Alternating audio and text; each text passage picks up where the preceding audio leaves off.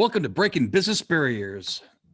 This is your host, Brent Duhaime, along with JT, also known as Jared Ty. Also, you better darn buy some real estate with Buy with Ty. This is episode number 87. We have a longtime friend of both Jared and I, and his real name is Doc. I mean, I'm telling you, it's Doc, and his last name's Compton, but man, I'm excited, and Jared and I were excited that he agreed to jump on, and a consumer advocate, big time. And I've known Doc now, I think almost 17 years, 16, 17 years, and I know JT is known him for a long time as well. But hey, Doc, welcome to Breaking Business Barriers, buddy. Hey man, I'm glad to be here. It's good to connect with you guys. We're glad to have you. And let's not forget a sponsor, American Option Insurance. If you want to buy some insurance, don't call me, call Brandon Strasser or look those guys up, AmericanOptionInsurance.com. They'll help you out. But hey man, hey Doc, this is like a big one.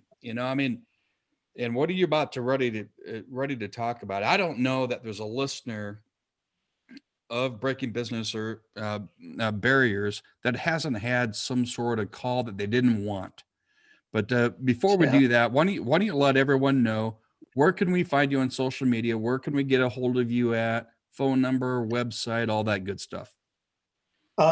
Biggest thing is just my website, doccompton.com, DOCCOMPTON.com. Or my latest project is the robocalls project, and that's robocalls.cash. Either way, I'm pretty easy to find. You can actually ask Siri or OK Google, and they will both, if you ask them who is the consumer credit expert, they will both tell you that it's me. Holy cow! Hey, JT, did you know that you need to get on? You need to get on Siri, man. Buy I need to figure that out. That's so funny. I watch this. I have my other phone here. Who is the consumer credit expert? Doc Compton. According to docompton.com. You can't say because the screen's wet. Consumer credit expert. There you go. It. We definitely heard it. That's awesome. My background is consumer credit, and that's what I kind of really built a name for myself on, consumer credit. And through that process, I became very well versed in the laws associated with consumer credit, and became very much a proponent of going after the bad guys, whether it was debt collectors that were breaking the law, or the bureaus if they weren't playing by the rules. And I had a law firm in 2013 asked me to kind of join them, and I took my entire credit repair organization and moved it into the confines of the law firm. And my sole function there was to find actionable offenses made by the bureaus and or debt collectors or creditors against consumers. And that's where the whole consumer advocacy thing started, probably back in around 2005-06. I kind of took a turn toward consumer advocacy more than just the consumer credit. So that's kind of how that whole thing evolved. Yeah. So before we dive into a little bit more, I mean, people hear about credit, maybe repair, maybe advocacy. Before we move into that, you've written or been an author of at least one book, right? Yeah. So why don't we remind everyone of what book that you've most recently written? And it was Credit Ready in 5 Simple Steps. And basically it was a very simple, easy to read guide that had taught people the 5 things that they absolutely had to do if they were anticipating making a major financial purchase or finance purchase, something like a home or a car or something big like that. And it took them through the 5 things that I've always suggested people do before they even start the application process or the actual finance process. That's pretty incredible, man. And you're putting yourself out there, and this is like a whole funnel of knowledge, right? That you've taken people from like me in mortgage banking, or people like JT, who happens to be on the real estate sales side, and way above and beyond that, funneled it in, and you made it something simple to read for the consumer to be able to understand and gobble up, right? Absolutely. I mean, that's the thing. What people don't know hurts them more than they realize. And I've always, the consumer advocacy thing is born of the fact that people simply are playing in a game that they don't know the rules. And that applies to credit just as much as it does to, the robocalls project and so on. People don't know that what they don't know is hurting them, and how much it's hurting and how much money it's costing them. So many people are kept from purchasing simply because they haven't set themselves up for success from a credit perspective. And that was the idea behind the book. And it took off pretty well. I was pretty happy with it. So Doc, I need to read your book. I think that the topic of credit is fascinating. Like, I used to be a loan officer, and I would talk to people who didn't have any credit, and they'd say, no, I'm responsible. I paid for everything in cash, and I keep my credit limit low on, let's say they do have a piece of credit. And some of that is counterintuitive, so I think it's really smart for people to read books like yours and educate themselves on, because when you do the math on how much you can save, on, for example, a mortgage by having a good credit score, it is a very worthwhile investment of your time. Any improvement that you make is going to save you money. And when you take a car note, even at a 5, or dare I say now, some people are doing 6-year notes, depending on the kinds of cars they're driving, what their finances look like. You're putting an extra $50 a month in for 5 or 6 years. Well, that adds up quickly. And then you take that and, specific to, your all's lines of work, 30 years, and you're talking about 50 to 100 or 200 or $300 a month. Now you're talking about hundreds of thousands of dollars sometimes. And it really does, when you're talking about generational wealth, having something to leave to your children or, to your spouse and so on, you want to set yourself up as best as possible in a few very simple, very easy to do for anybody at any level tasks can really impact that long term. Doc, so you dove real hard into this, and this is a big national problem, this robocall stuff, where we catch these, and I'll keep the language clear here, but we catch these calls here that just drive us nuts. Used to be landlines. Now, most of us carry, not all, but most of us carry this cell phone, and we get these calls in, warranties, it drives me nuts and all this stuff. But what do you enlighten? It's one thing about credit, right? I mean, some of us have an understanding of it and can learn through the help of people like JT, myself, and others. But talk about this robocall stuff. Well, I basically kind of semi-retired in 2016, and it was just before I released the book, Credit Ready. And robocalls were still there, but they weren't near as bad as they were if you fast forward to about 2018.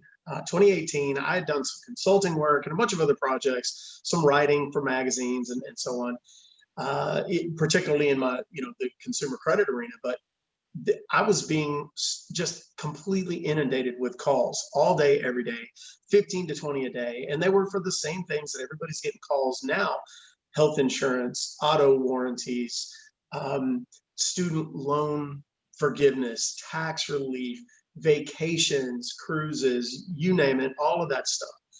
And I couldn't get anything done because, obviously I'm looking for the next consulting gig, and I'm looking for the next short-term job or whatever. And just because I was bored more than anything else. So I'd have to answer the phone. And you guys, mortgage, real estate, obviously, that's your next $1 million loan or $1 million listing. If you don't answer the phone, you possibly miss it. So you have to answer the phone. And these calls were just such a burden, and I couldn't get anything done. And part of my job when I worked at the law firm from 2013 to 2016 was going after debt collectors who were using these auto dialers to call people to collect debts. And we figured out that there's a statute called the Telephone Consumer Protection Act that was passed in 1991 that made that illegal. if they didn't have your express prior written consent. Now, the way I used it on debt collectors was they would basically be calling our client for $500 on a debt that may or may not have even been owed.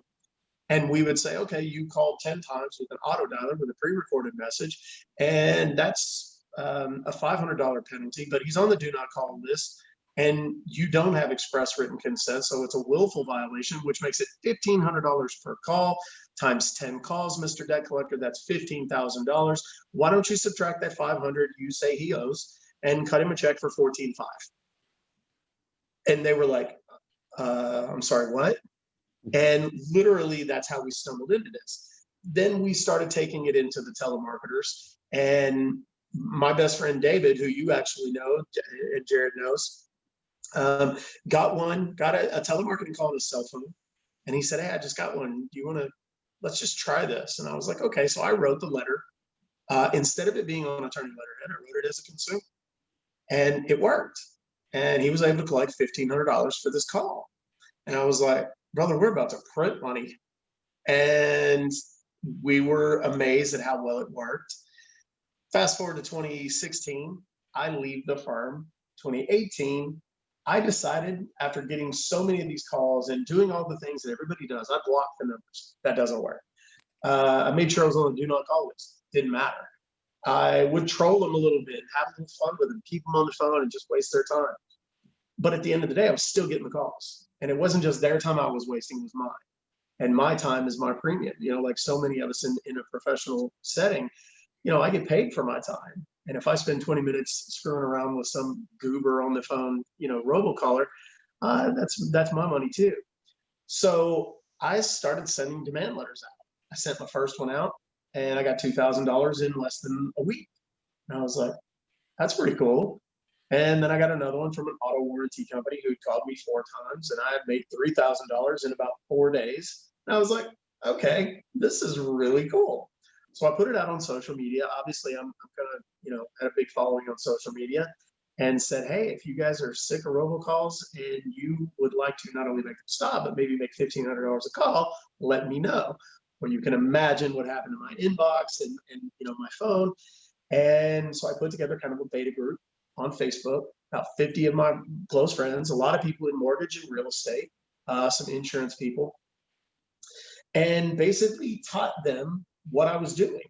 And I would help them with the research to find who was behind the calls and how to take the calls and how to get information from the callers. And essentially, I took all the data that I compiled from that beta group and compiled it, put it into a kit that I released in September of 2018.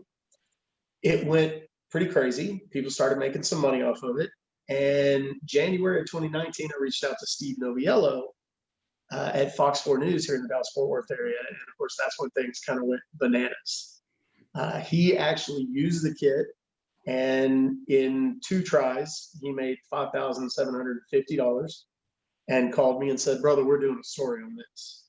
So he came out to my house, shot an interview with me. It was actually on Valentine's Day of 2019, and aired it March 12th, and it went viral the next day. And it's just kind of blown up ever since.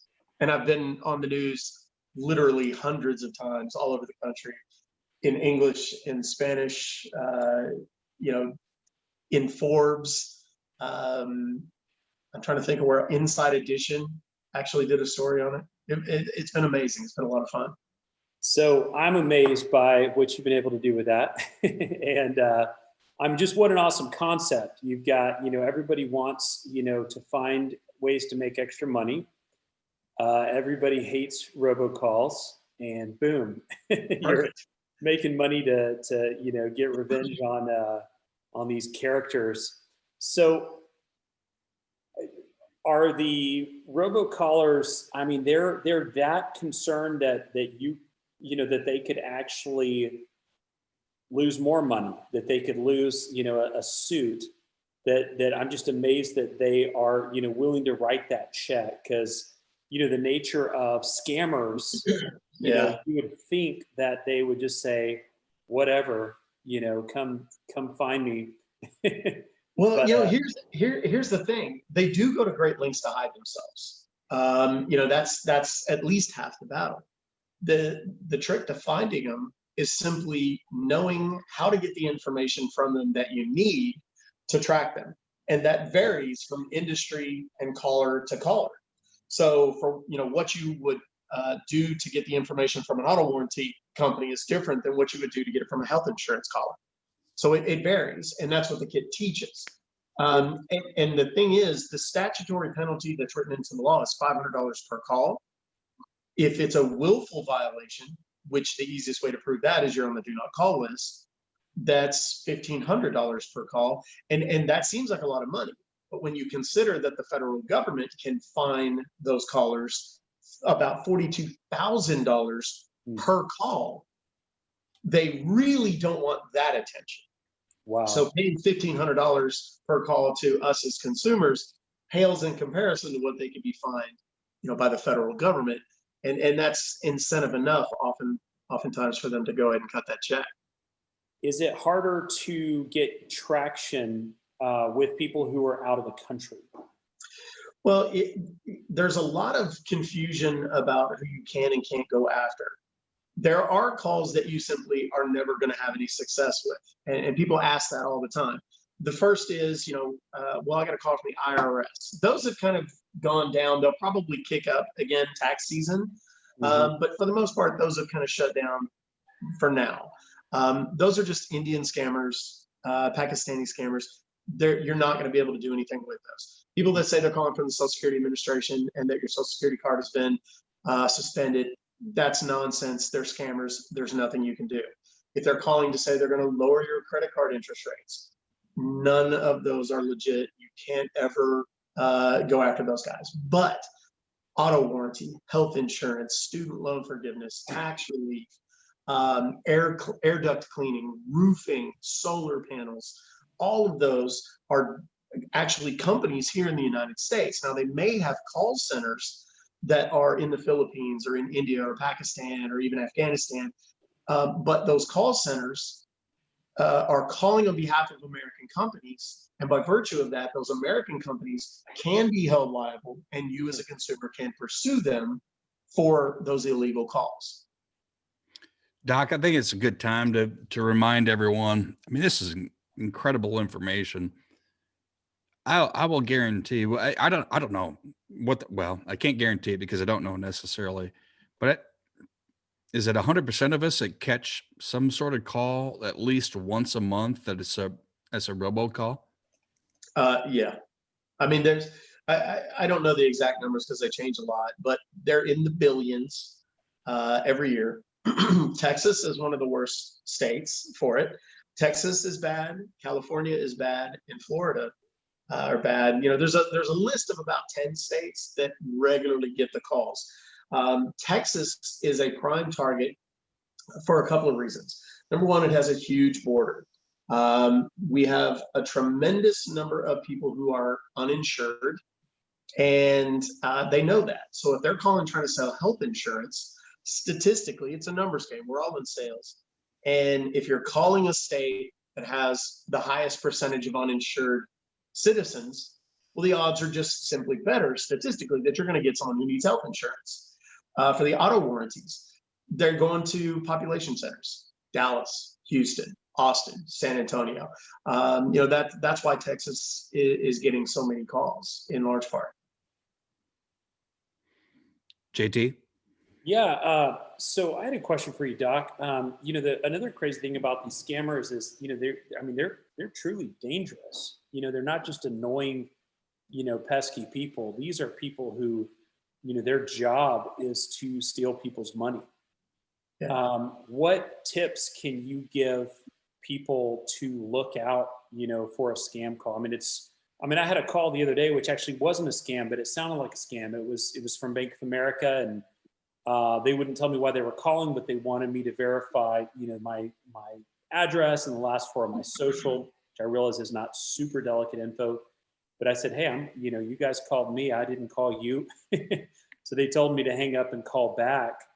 But for the average person who, who wasn't in a financial, related field, what are the warning signs, that you're about to get scammed? Well, it's hard to say. Obviously, the ones that I mentioned before, where, for example, the ones that they say they want to lower your credit card interest rates. Let me explain to you how that works. They're going to come and say, you've paid your bills on time. We can see that you've done that. You've got a good credit score, and we're going to lower your credit card interest rates. That'd be great, wouldn't it? Uh-huh. Then they say, okay, well, which card would you say you had the highest balance on? And you say, it's my Chase MasterCard. Oh, okay. Well, how much do you have on that?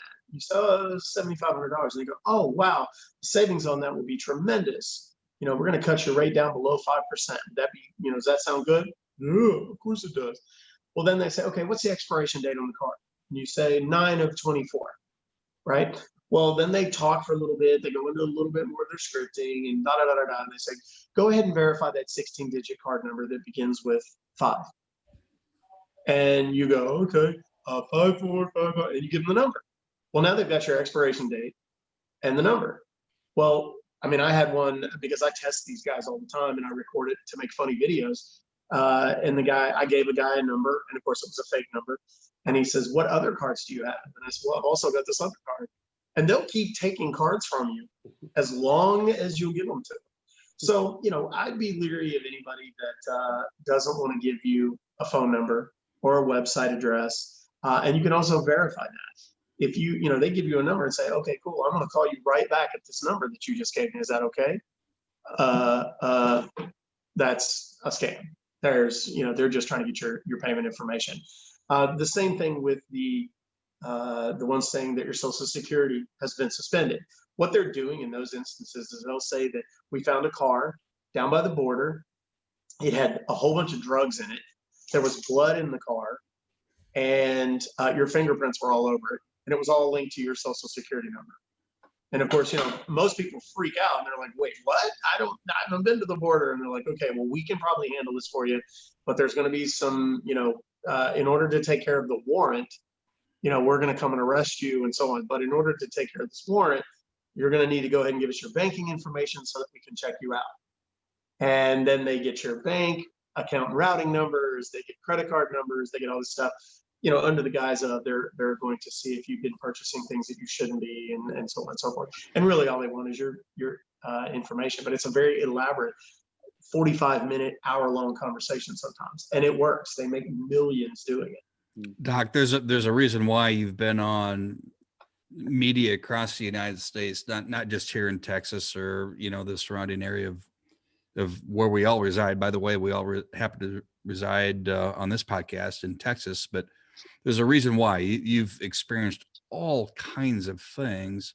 I mean, I never would imagine hey, car, we just found your, whatever, all that craziness. But then these criminals that are going after younger kids that may not have a whole lot of knowledge about credit, and then they're on the opposite end of the spectrum, and I've witnessed it through my family.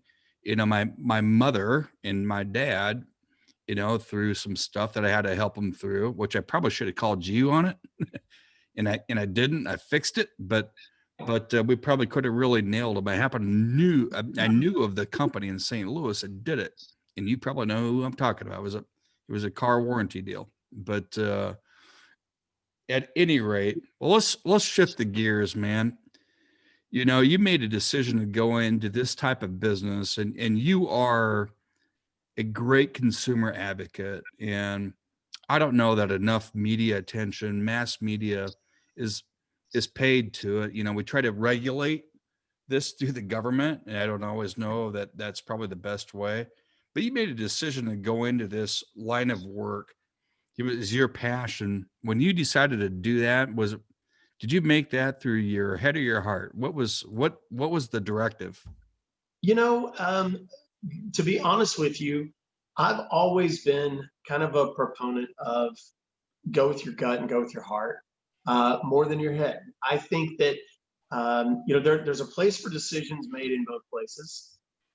But I remember when I first got into the credit stuff specifically, I'd see people on, like Oprah, and there was one particular lady that, they were having, people that started a business at home before side hustle was really a thing. It essentially, they had turned side hustles into big business. And this woman who was, maybe in her 50s or something, and she didn't have a lot of money, so she would knit like these little dog booties for her friends at Christmas for Christmas gifts.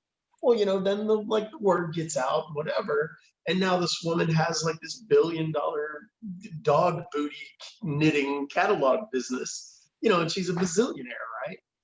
And, I've always kind of subscribed to the theory that if you do what is in your heart, the money will come. If you do the thing that you are passionate about, whatever that is. And for some people, it's finance. For other people, it's sales of one kind or another. Some it's healing, in medicine. For me, it's always just kind of been, I've always been the David against Goliath. And, I'm the guy who sued one of the credit bureaus in federal court. And I can't say who it was, and I can't say much about it because I'm barred by non-disclosure, except to say that if I could do it again tomorrow, I would, because it ended well for me. And there's just not enough people out there, in my mind, fighting for the little guy and teaching people. Credit is a great example. Credit scores are not there for consumers. And people think, oh, Credit Karma, they love me. No, Credit Karma is using you to make money. If you're, we've all seen Social Dilemma at this point. If you haven't, you need to. If the product is free, you're the product. I've been saying that for 10 years. When Credit Karma first came out, or Credit Sesame, or, a handful of other ones out there. Mint was a good one, where they'd say, hey, we're going to give you all this information. All you got to do is put in all your banking and financial. Well, what they do is they look at your bank account. They see that you spend $800 a month at Target. Well, they call their friend at Target and go, hey, this guy spends $800. You might want to send him a Target card. And all of a sudden you're getting spam email from Target trying to get you to apply, or you're getting mail from Target, those kinds of things. And people just don't know that. They don't understand that. Credit Karma, they think that your credit score, we want you to know your credit score. No, we want you to buy products that we sell on our website from the vendors who pay us millions of dollars annually to push them on you. The credit bureau is selling credit scores. First of all, the credit scores they sell you are garbage. We're all in real estate related fields. We all know that the scores that you get from the bureaus, for the most part, are garbage and nothing like what you're going to pull on the mortgage side, or Jared's going to be able to pull through one of his mortgage lenders or whatever.